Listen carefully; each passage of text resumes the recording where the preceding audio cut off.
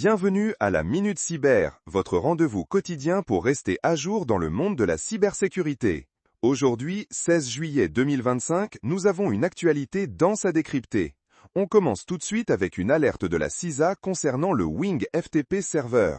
Si vous l'utilisez, attention, des vulnérabilités critiques ont été repérées. Vérifiez vos mises à jour sans tarder. Ensuite, direction l'Australie qui adopte la norme IEC 624313. C'est une excellente nouvelle pour la sécurité des systèmes de contrôle industriels, renforçant la protection des infrastructures critiques. Une belle avancée. Passons à Oracle qui a publié sa mise à jour trimestrielle, le fameux Critical Patch Update de juillet. Ne tardez pas à l'appliquer car ces correctifs bougent des failles potentiellement très sérieuses. Mise à jour, toujours. Mauvaise nouvelle pour les amateurs de shopping, le détaillant Belk a été victime du ransomware Dragon Force. Encore une preuve que personne n'est à l'abri, même dans le commerce de retail. Ça nous rappelle l'importance de la vigilance. Le NIST, lui, a sorti de nouvelles directives sur la sécurité des périphériques de stockage portable. Clés USB, disques externes, ils sont souvent le talon d'Achille.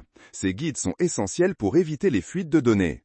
Ah, et tenez-vous prêts, une nouvelle faille Zero Day a été découverte dans Google Chrome. Mettez à jour votre navigateur immédiatement.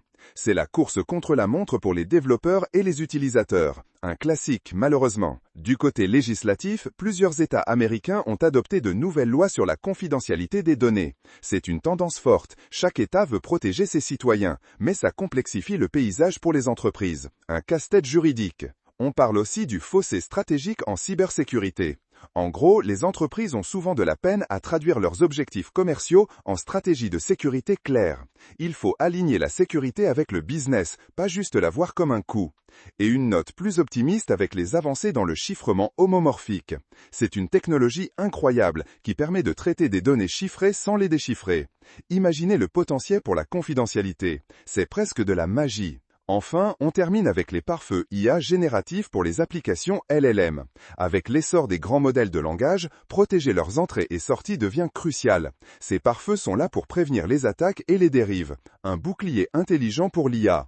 Et voilà, c'est tout pour cette édition du Cyberflash Report du 16 juillet 2025. N'oubliez pas, la sécurité c'est l'affaire de tous. Restez vigilants et à demain pour une nouvelle Minute Cyber.